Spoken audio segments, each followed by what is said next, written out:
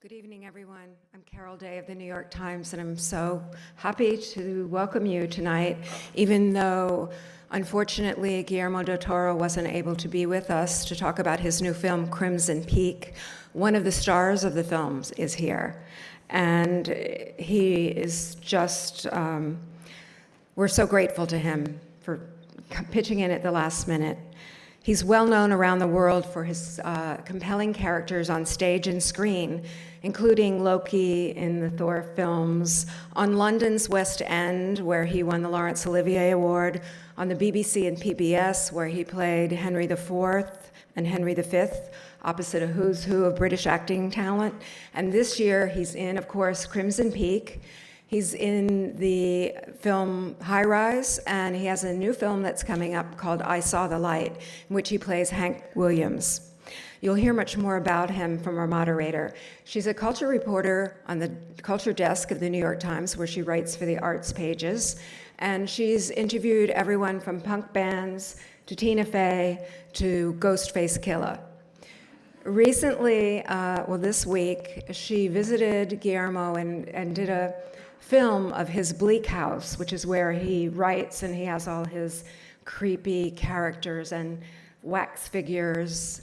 So she can tell you a little bit about that, as can our guest. So please join me in welcoming Milena Rysick and our very special guest, Tom Hiddleston.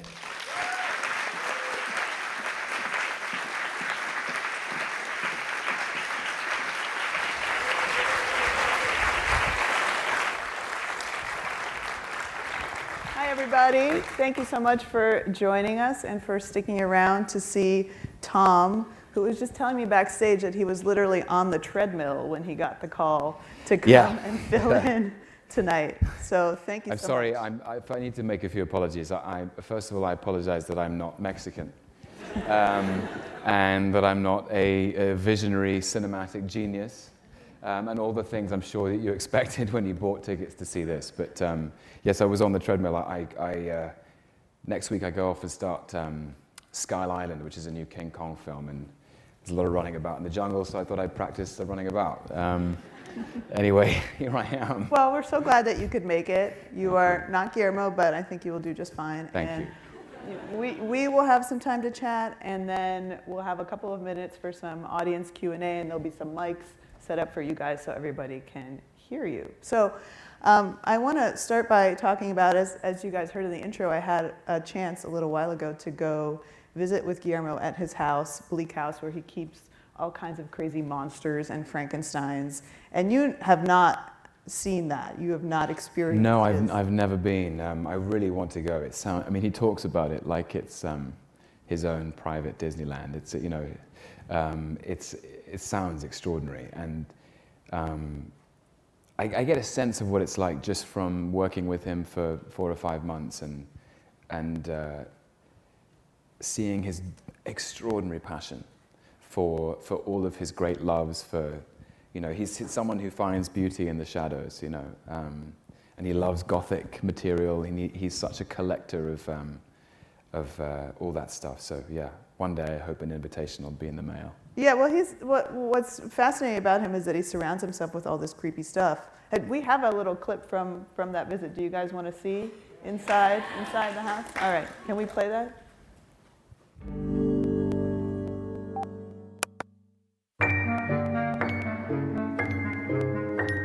Is Frankenstein your favorite monster? Frankenstein's creature is, to me, the most moving and beautiful monster, and it's an amazing piece of design.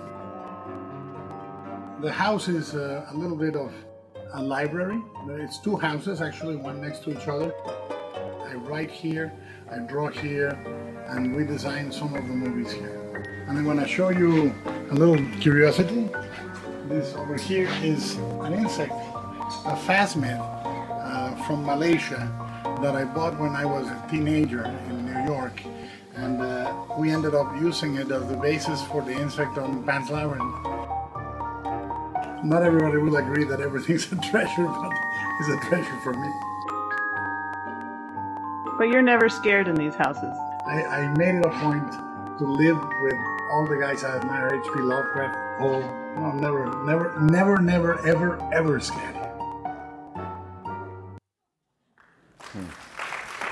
So that's a little taste of Guillermo's Bleak House. So what I found fascinating is he is surrounded by all these creepy crawlies and monsters, and yet he himself is this delightful and very sweet man. And it seems unfathomable that he would come out, that all that kind of stuff would come out of his imagination. Was that your experience in working with him? Yeah, it's amazing when you meet him. He is such a warm, generous, good-natured, sweet, sensitive man. You know, being around on set with him is he's a very light. It's a very light and light-hearted set to be on. But I think he's so wise that he understands that, you know, all of our lives are a balance of the light and the dark, and I think he understands the place of the darker aspects of our nature and our world that make for interesting stories to tell in film, as a reflection of. It's a safe place to reflect those thoughts, feelings, and things that happen. But I genuinely found his wisdom extraordinary to be around. And Crimson Peak for him is he's poured his heart into it. It's a love song to everything he admires, to the genre of Gothic romance in literature and in cinema, to Hammer horror, to Gothic fiction like the Bronte sisters and The Mysteries of Udolpho by Anne Radcliffe and Horace Walpole, and all of the stuff that he dearly loves. But that stuff was not necessarily familiar to you, right? You didn't come up as a Gothic romance fan, right? Not particularly. I was always familiar with the archetypes. I think it's impossible to grow up in England and not be, you know, sort of understanding that the trajectory of Gothic romance is that there is always a young, pure-hearted, innocent heroine who is drawn towards a dark stranger with a mysterious past, and she falls in love perhaps, or she's drawn by her sexuality towards him, and he always has a crumbling mansion on the hill, and you'd think they'd know better, but there's, you know, these were archetypes that actually at the time were incredibly revolutionary. You know, this was a deeply repressed time.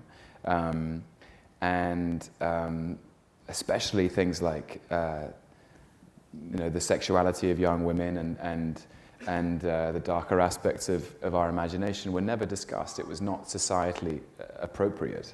And so Gothic romance was a genre that actually was predominantly came from women, and was a way of exploring those themes, how love is a force of change and is chaotic and often dangerous, and that it can impel you into situations which are terrifying. And the very first, I didn't know this until Guillermo pointed me towards it, but the very first Gothic novel that is sort of acknowledged as a romance is The Mysteries of Udolpho by Anne Radcliffe, and it was the first time in fiction that a writer had used the supernatural or explained the supernatural in terms of unprocessed emotional trauma.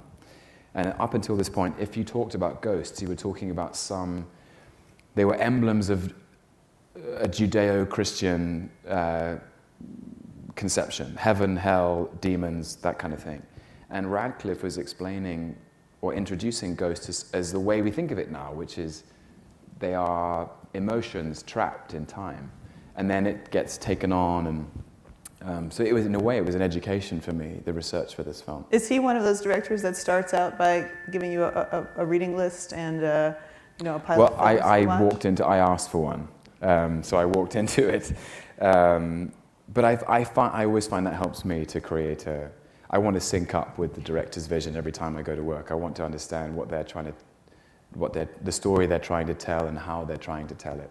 And when I first read the script, I could understand that Crimson Peak was, he was playing with these archetypes, you know. And I could see the inspiration of Lord Rochester and Mr. Darcy and Signor Montoni, in my character, Thomas Sharp. But then I could see, and I don't want to spoil things, but I could see how he was, he plays with your expectations. You expect each character to be one thing, and those expectations are confounded and subverted in a fascinating way. And of course, one of the things that he's known for is the visuals, and this movie is no exception. When we talked before, you said that the house is almost a character in the film, and it has its own backstory. In fact, Guillermo told me he wrote a backstory for the house that he gave you as a character study. The house is amazing. It is a principal character, and it harbors secrets in the same way that human beings harbor secrets. The house is if the house were a human being, it would need a 30 years of therapy. Wait, on that note, let's watch the clip where we get to see the house. Just your average work day. Yeah. Where you go hang out in a place like that. Yeah. Did you have time to explore all these nooks and crannies that he built in that had little secrets in them? It was actually an amazing day. I was in the middle of a costume fitting with our costume designer, Kate Hawley, whose work in this film is absolutely dazzling. I was wearing some of those clothes. It was my first fitting or my second fitting, and Guillermo came rushing in saying, they've finished the set, you have to come and have a look. And so I ran over we shot it in Toronto, and I ran across the lot and opened the door of what would be any other soundstage in North America, and it was like entering a magical world. It was fully realized, fully imagined, built on 3 stories. You could run up and down the stairs. The elevator worked. The clay that comes through the floorboards was there. It was real. It was an extraordinary thing. And it felt very childlike, actually. It felt like the experience of a child when somebody takes you through an experience like that, and you think you're disappearing into a fantasy. It was incredible. Did you bring any visitors on set and just freak them the hell out? No, I didn't. I should have. Yeah, it's a missed opportunity. So you said when you approach a role, you really dive in and do a lot of research. In this case, your character is a kind of inventor. And did you study, 19th century, early 20th century engineering? Well, I hasten to add, I would make an appalling engineer. But the reason I do it is because I always feel I need to create an imaginative context which is very rigorously built, and then I can be free in it and not. So that's why I do the research, is so that I understand the world the director is creating. And then once I inhabit it, I can be free with my instinct and try not, because acting is really about instinct and feeling. It's not about intellect. But you can't just be fringing sweely, because there's a very rigorously controlled environment. So it's almost like I need to put Guillermo's ideas on my own wallpaper and then move in. The engineering stuff, I did do a lot of work. It was a fascinating time. 1901, the world was changing. And it was the middle of the Industrial Revolution, and you think the beginning of the last century, the scale of what was about to happen, the number of things that, everything was, if you think within about 16 years, penicillin arrives, and you have the First World War, and then you're into the 30s the late 20s, and the Wall Street crash in America, and then the rise of Nazism. Are you saying you brought all of early 20th century history? No. But it's amazing it's amazing that Guillermo has chosen this time to set it. It's at the cusp of the world being a completely different place, and it is about a battle between the past and the future. And Edith Cushing, played by Mia Wasikowska, is the future. She's taken her own destiny into her own hands. She won't allow her future to be controlled by anybody. She's going to make her own future. And Thomas Sharp, my character, and his formidable sister, played by Jessica Chastain, they are the past. They are the old world, and they are weighed down by the secrets of the past, haunted by them, literally. this is another character in a long litany that you've played that isn't necessarily, you know, he's the hero, but he's not necessarily a good guy. Do you gravitate towards people like Guillermo does, who flourish in the shadows? I think I've just always loved playing complicated people because I think people are complicated. And there's part of the kind of, I enjoy the sort of amateur psychological investigation, if you like. I like trying to find the common humanity in characters which are dangerous or unsettling. And there's a turn for Thomas Sharp in the film, which I found very moving in the script. You know, he's someone who presents himself with an external charisma, elegance and a sophistication, and behind that is a lot of guilt and shame. And then beneath that is a vulnerability which Mia's character taps into, and out of the vulnerability he discovers a new kind of courage, which I just found it very moving. But I won't reveal what that is until you see it. Are you one of those kind of actors that looks for parts of yourself in characters, or do you separate that as much as possible? Well, it's important to distinguish that I haven't done any of the things that Thomas has done in his life. He's a mixed up cat. But I think it's important to approach characters with compassion, and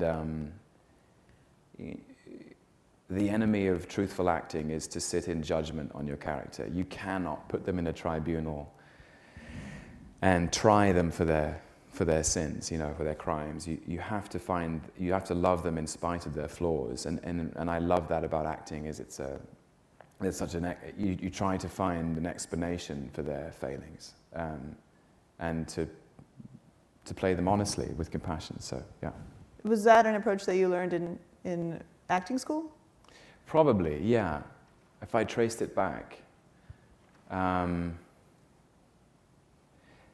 yes, I think so. I think I was taught that if you judge less sympathetic characters, then there's a vanity at work there. There's a sort of that was the way my acting teacher said it. It's not your duty to judge them. Your duty is to understand them and to represent them, and that they exist in the story for a reason. You know, all the great stories that we know and love wouldn't exist without bad guys, without complex characters or villains. You know, that's the whole point of storytelling, I think. So do you think of Loki as a real bad guy, or do you find something lovable in him too? Loki is, there's the world domination aspect of it, I think, which is probably unsavory, let's say. You know, sort of the tyrannical fascist, to try and find the reasons for that. I only trying to find what is where is the emptiness in him that needs that status.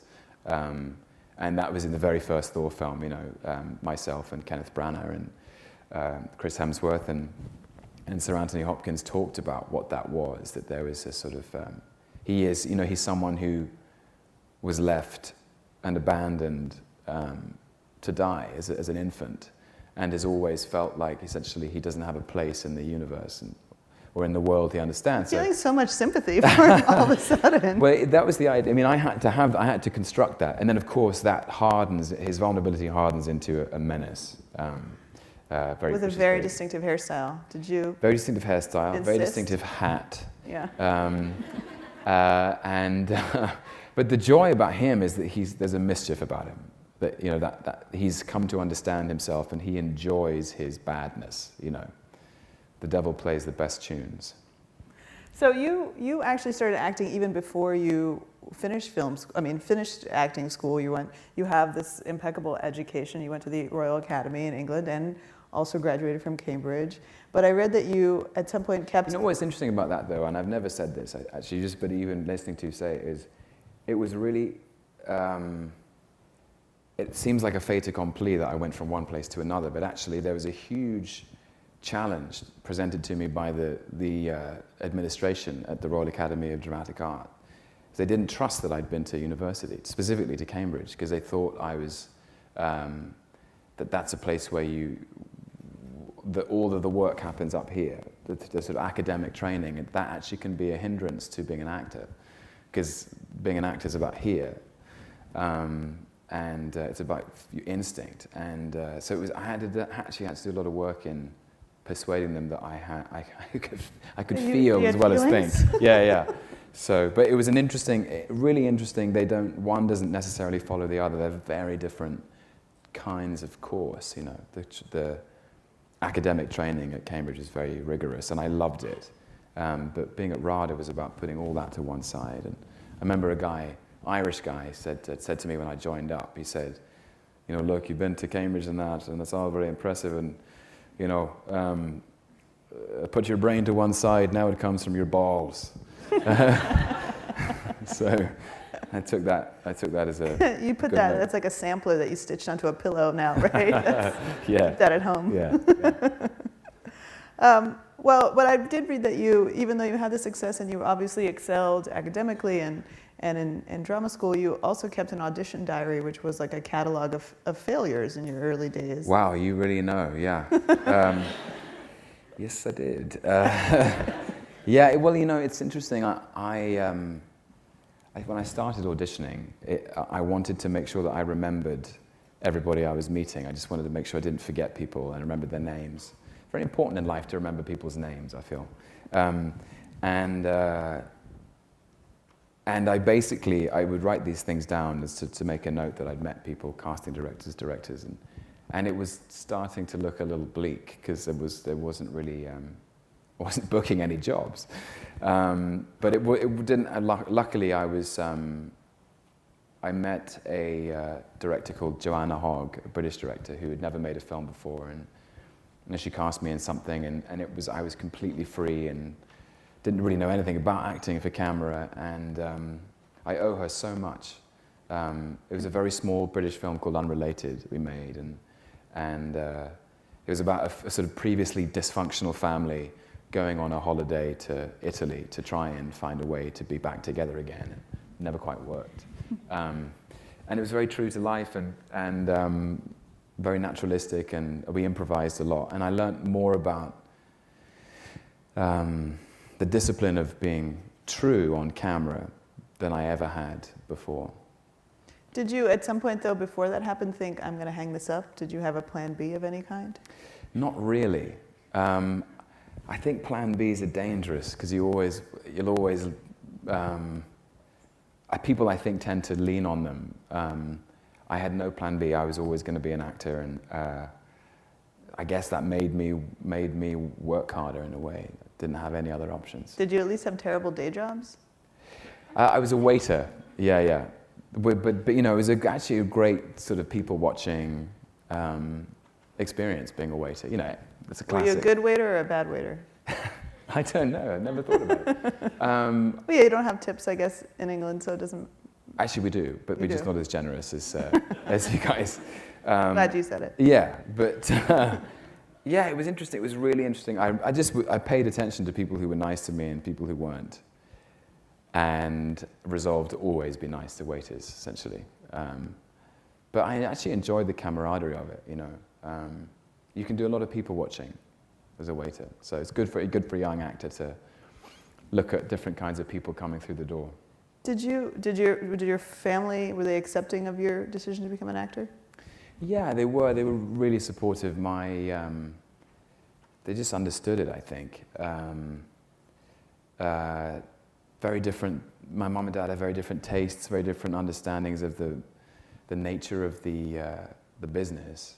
Because my mother had worked in opera, and so she understands sort of more. She was a stage manager and a producer, and understood the life of being a creative person. My father was a bit more unfamiliar, and he was just worried about me getting bored and lonely and impoverished. But he got it. He really got it. I was in something which is one of his favorite films. I was lucky enough to be in something that he loved, which is an HBO special about Winston Churchill in the 30s. And it's called The Gathering Storm. And Albert Finney plays Winston Churchill, and Vanessa Redgrave plays his wife, Clemmy.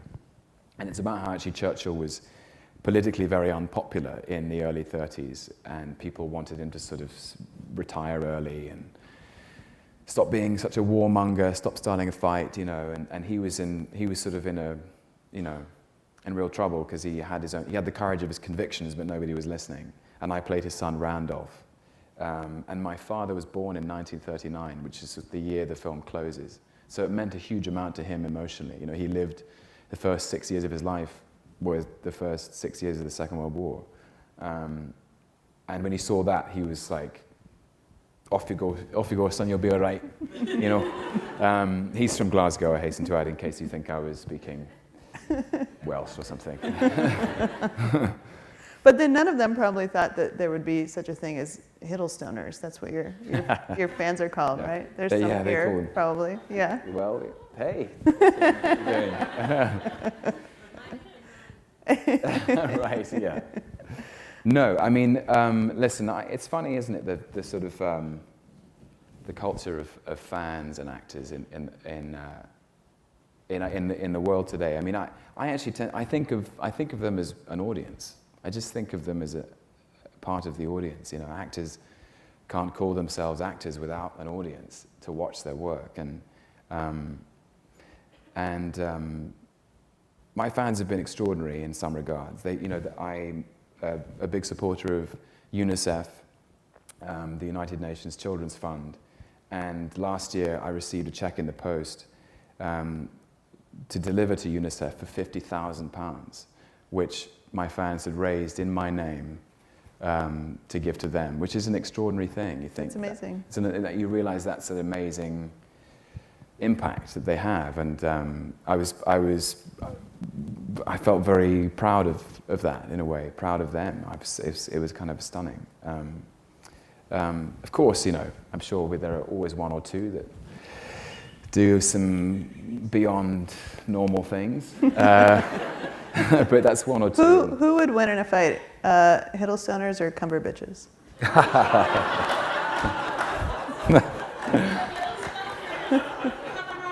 Yeah, apparently we have a vote from the front row. Yeah. Listen, I don't think. I think Benedict, if he was standing here, we would want there to be no fighting involved, only passion, and very much try to inspire love as opposed to pugnaciousness. Yeah. Well played. Yeah. Before we get to audience questions, I want to give you a little bit of time. So this movie is a gothic romance, but you've also got a couple of other films coming out, and one of which we get to hear you sing. You play Hank Williams. Yes, I do, yeah. And we have a little clip of that from the movie. Oh, wow. Called I Saw the Light, and we'll play that.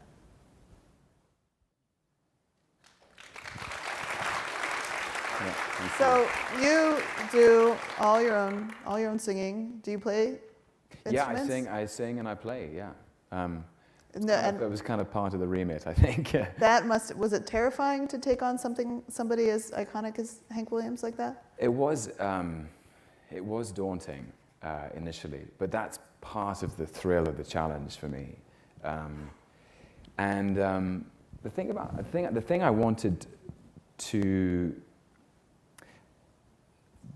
invest myself in was I found the screenplay so moving, and music has a huge impact on my life. You know, there's that phrase, the essayist Walter Pater said, "All art aspires to the condition of music."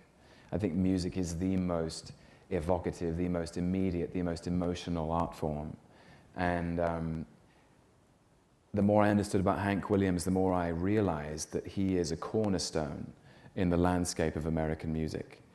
Without Hank, music as we know it doesn't look the same. He inspired Bob Dylan and Keith Richards and Johnny Cash and Bruce Springsteen. You ask all of those guys, you know, who's up there in the pantheon as their inspirations, and they talk about Hank. And Hank, in many ways, was the first rock star and he was very poor, and he was born in 1923 in Alabama, and he was very weak. He was too weak to work on the railroad or work on the farm or join the draft, and the thing he found he was good at from a very young age was he could play the guitar. In exchange for chore money, he was taught the guitar by this man called Rufus Payne. They used to call him T-Tot, a black man who taught him the blues. And so really Hank Williams is someone who's channeling this extraordinary blues tradition, and infusing it with his own style and creating country music, or not creating it, but taking it on a step from Ernest Tubb and Roy Acuff, who were the big stars at the time. Do you feel like you have a responsibility as a performer when you're capturing, certainly when you're playing real life people, but even these moments in history which you're clearly really read up on, do you feel like you have a responsibility as a performer to tell a certain truth about that? The responsibility is huge, simply because I felt responsibility to his legacy, to his family, and to all the people to whom Hank means so much. I mean, I got to Nashville. I went to Nashville 6 weeks ahead of shooting, and I had this extraordinary time. I lived with a musician called Rodney Crowell, and he was my tutor in the ways of the blues. And just being in Nashville and understanding, people come up to you and say, "Oh, you're playing Hank." You know, my granddaddy used to play these songs when I was just a wee kid on his knee, and you realize that Hank means so much to so many people, and so the responsibility is profound. But more than that, there was an amazing quote I found from an old friend of his called Danny Dill, who said, used to say, you know, thing is, legends don't know they're legends when they're being made. They just people. They just folks. And that's the thing about Hank, is he was just a young man who sang and wrote from the bottom of his heart. And that's why he connected so deeply with the American South, is because when he sang about being in the doghouse, or he sang, "I'm so lonesome I could cry," everybody knew it was real. And in the wake of this, 1948, 1947, this is after the Second World War, self-respecting men of the South didn't say that. They didn't admit they were so lonesome I could cry. And that's what he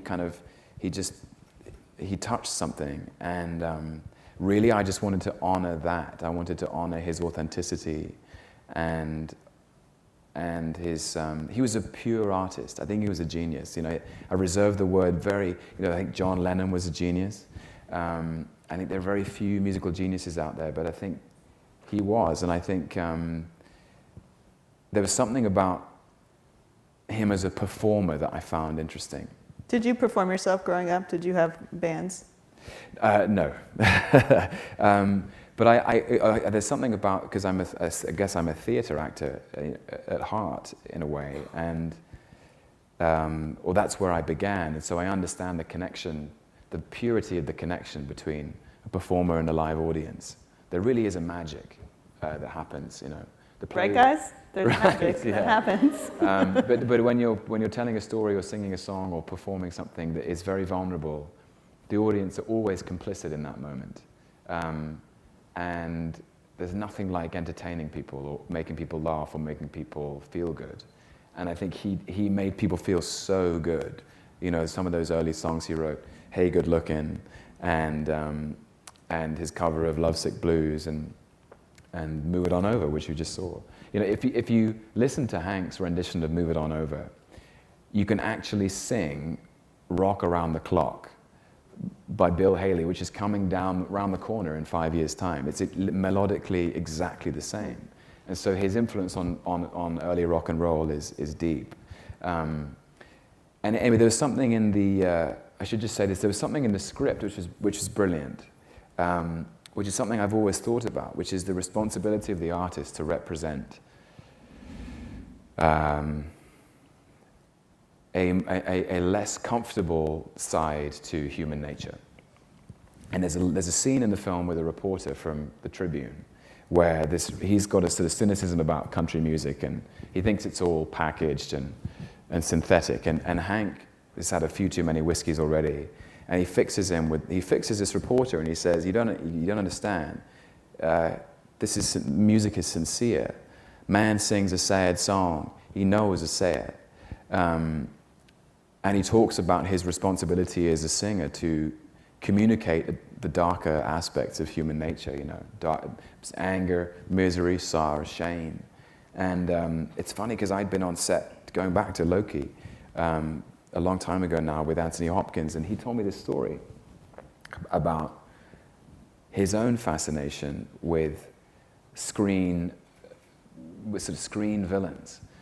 And he said, you know, I've been doing this a long time, and I've played lots of different characters. I've played kings and butlers and poets and warriors and soldiers and princes, and people stop me in the street and they ask me about one man. And you all know who that man is. And he said, it's fascinating. You know, all of us, we'd like our lives to be full of love and friendship and laughter and all these lovely things. We like to, you know, but we like to go into a dark room on a Friday night with all the lights out. We all like to sit there together and want to watch someone lean into the darkness. We lean there.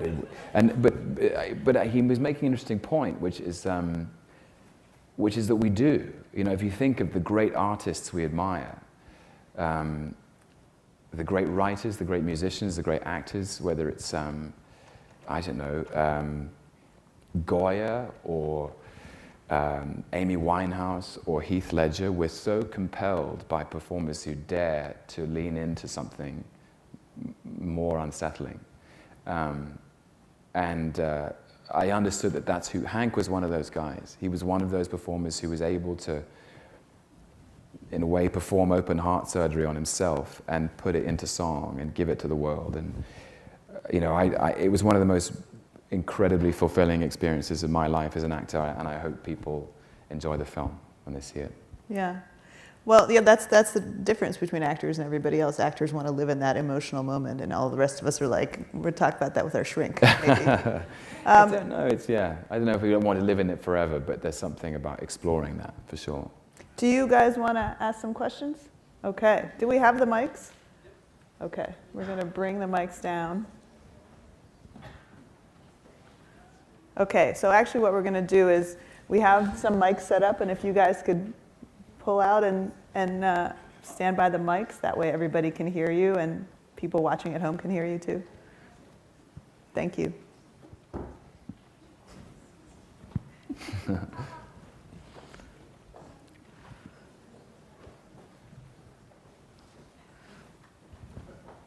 All right, you're first up, over here on the left. Hi, Tom. Hi. My name is Isabel. Hi, Isabel.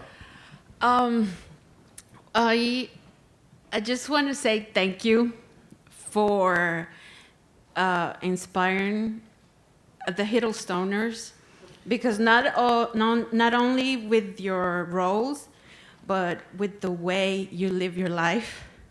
Thank you. You said some quotes that show us the light inside of us. So I just want to say thank you.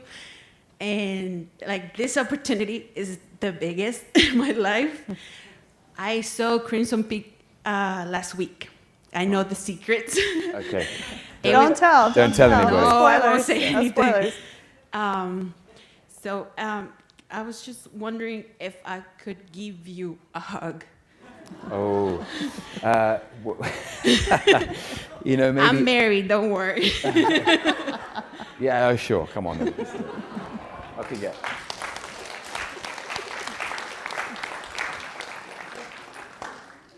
Normally you have to take me out to dinner first, but it's fine. There you go. Thank you so much. I gave you a photo frame from Honduras. I don't know if you got it. I don't know if I got it yet. Yeah. Thank you. Thank you. Okay, well, keep going over here. Hi, good evening. My name is Eric. Hello, sir. I'd like to extrapolate on what you said in your conversation with Anthony Hopkins. He said that he's played all these roles, but people remember that one character.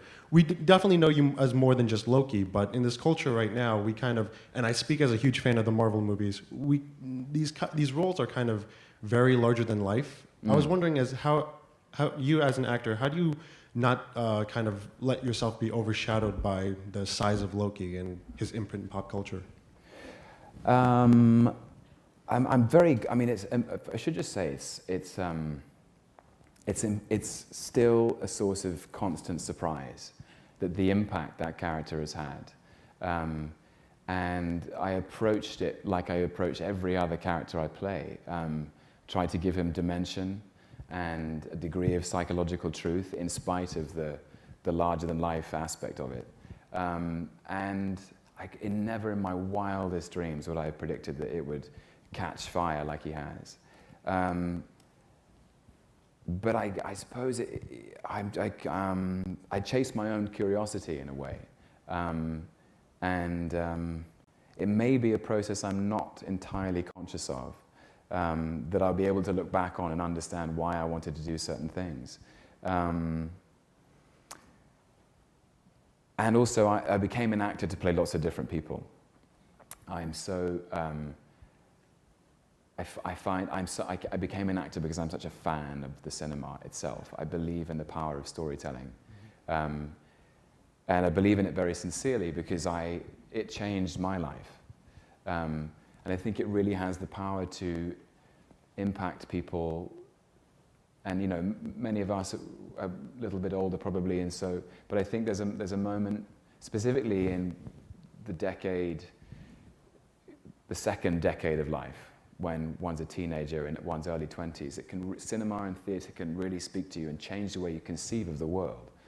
And then it happened, and the great surprise is when it keeps happening, and you think it's not going to happen again, and you see a film that makes you stay in your seat for 5 minutes after the credits, just thinking about what you've just seen, and it stays with you for a day, for an afternoon, for a week, for a month, for a year. It still happens to me. And I just want to be part of that conversation.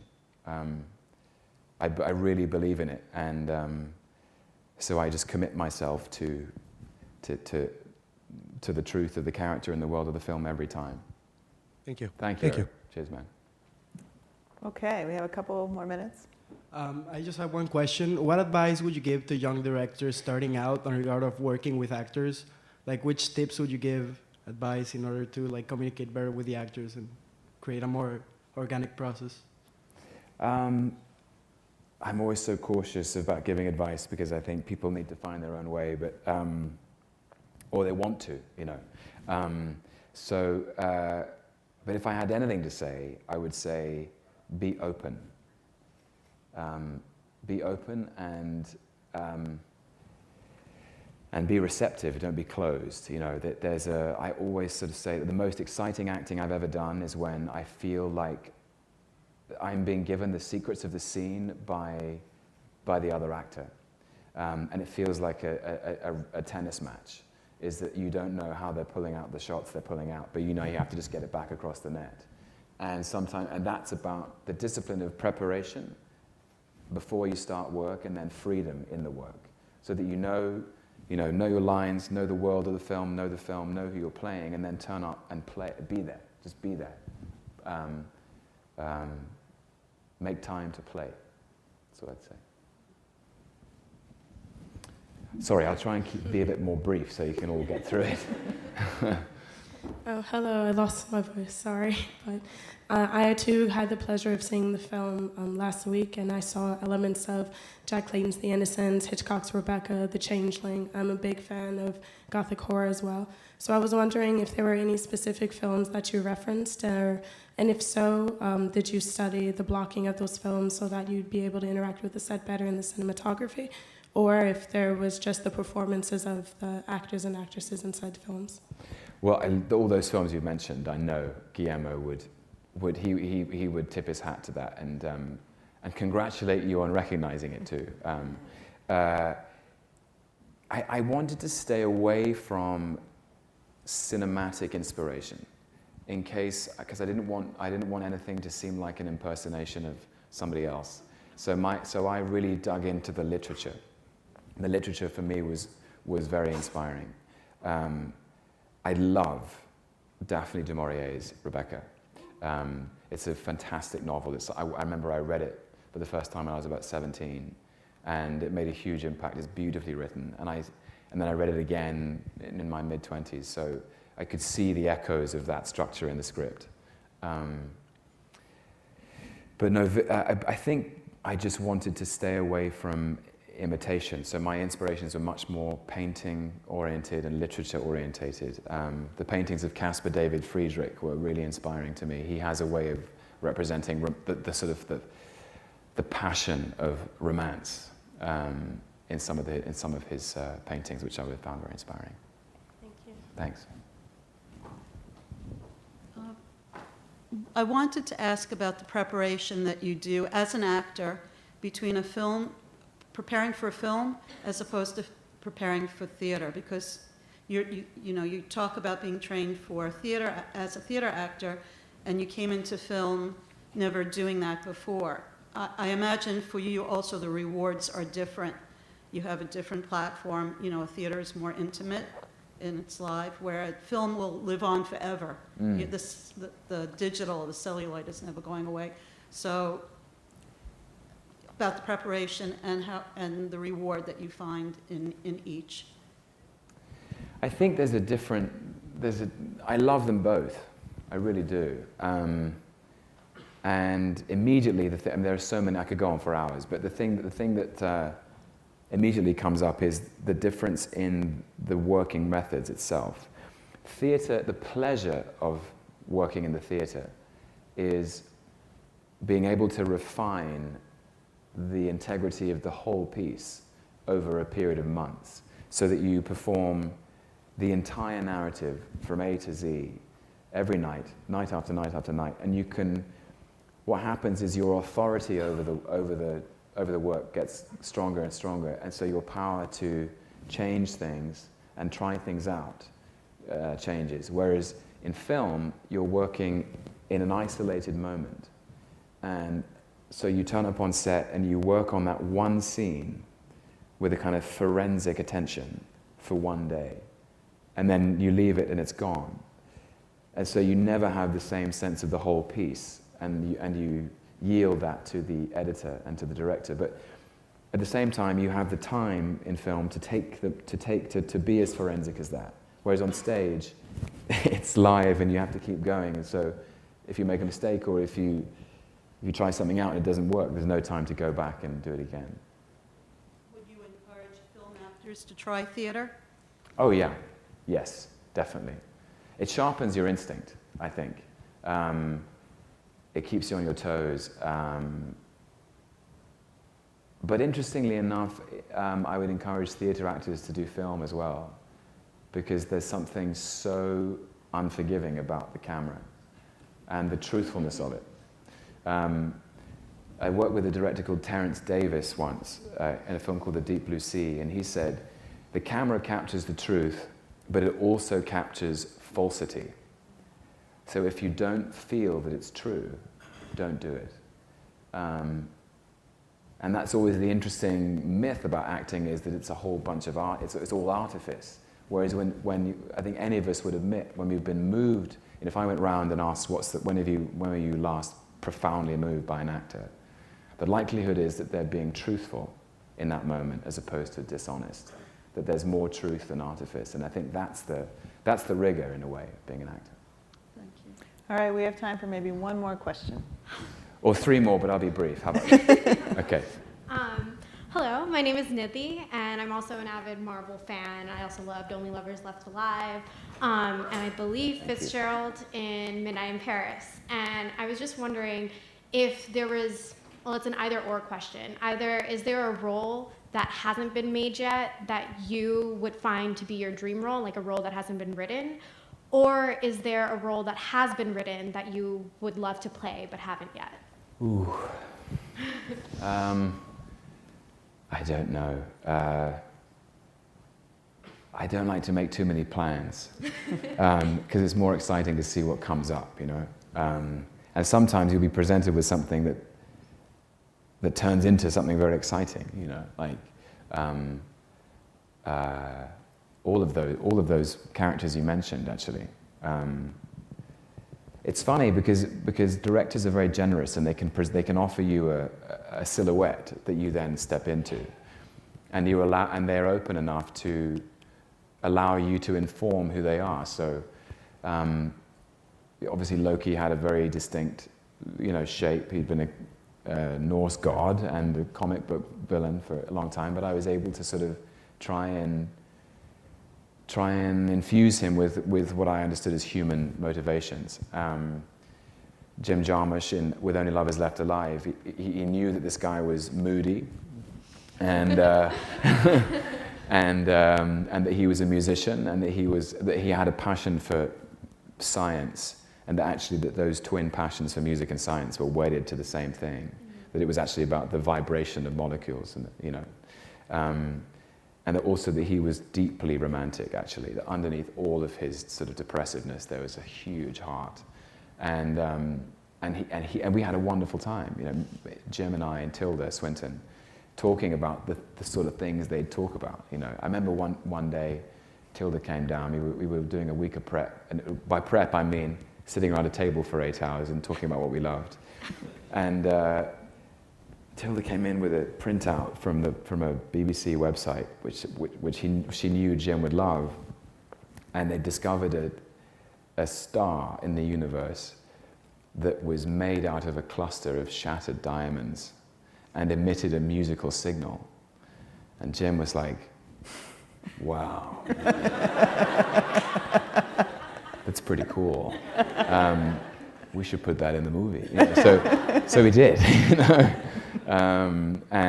So yeah, there's always room for maneuver. Do you do impressions of all your directors? I don't know. The impression thing is something I've always that's how I tell stories, I guess. So yeah, I do some impressions. Thanks. 2 more. 1, 2. You've talked a lot about artists, you know, exposing their darker sides, like Hank Williams touching on his struggles, Van Gogh, all these great people who have, you know, anxiety or depression or whatever it is. I was just wondering, for someone, obviously you've been tremendously successful, do you have your own anxiety, nervousness, demons that you face, and how do you cope with that, perhaps, when you're, you know, preparing for a role? Of course I do. Yeah. I wouldn't be human if I didn't. Right. I don't know how I channel it. You know, it's I sort of enjoy the fact that life gets a bit more complicated, and I also think that's the point of life, is that just when you think you've got the hang of it, life will surprise you. You know. And I think that can be said for anyone in any walk of life. And I try to turn, if I have any anxiety, I try to turn it into excitement. Certainly about performing. But yeah, I wouldn't be human if I hadn't felt, you know, lonely and sad and angry and all the things that we all feel, you know. And willing to come be on stage at the drop of a hat. that was all good. I try to, you know, I sort of, a weird self-medication is I run a lot. I think on that note, I'm going to cut you off because you have to go. Okay. You have to run. Have to run. Thank you all for coming. Thank you. And thank you, Tom.